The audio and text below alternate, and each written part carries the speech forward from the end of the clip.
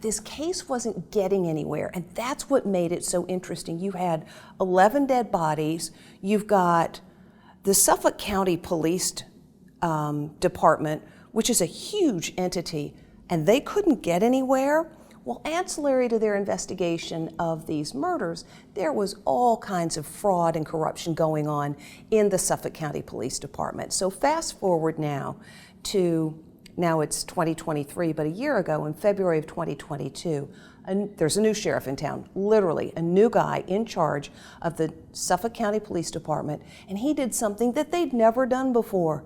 He put the police agencies together. So they formed a task force with the Suffolk County PD, with the FBI, with the New York State Police, and within 6 weeks, they had developed enough information that led to the break in the case that happened just a couple of weeks ago, and that was the arrest of Rex Heuermann as the suspect in 3 of the Gilgo Beach murders and believed to be linked to a 4th. Rex Heuermann was a big, hulking guy. He's 6'4", 6'5", and he's a big, stout fellow. And there was an eyewitness who saw a big, hulking person. That eyewitness account was basically buried under pages and pages and pages of documentation in this thing. Imagine how many people travel every day from Long Island, New York, here into Manhattan to work.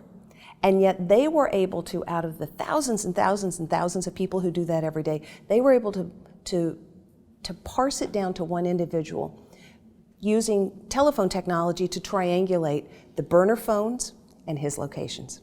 And after using new DNA technology, there was some DNA evidence degraded on the victims. But 2 pieces of evidence in particular really nailed this case. There were female hairs found, not belonging to the victims, on some of the victims. That hair belonged to Rex Heuermann's wife. Transfer evidence, right, off of his person onto the victims. And in the burlap bag in which one of the victims was found was a single male hair.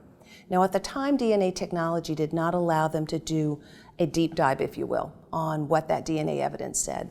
But newer technology that's been developed in the last 13 years enabled them to make a precise link.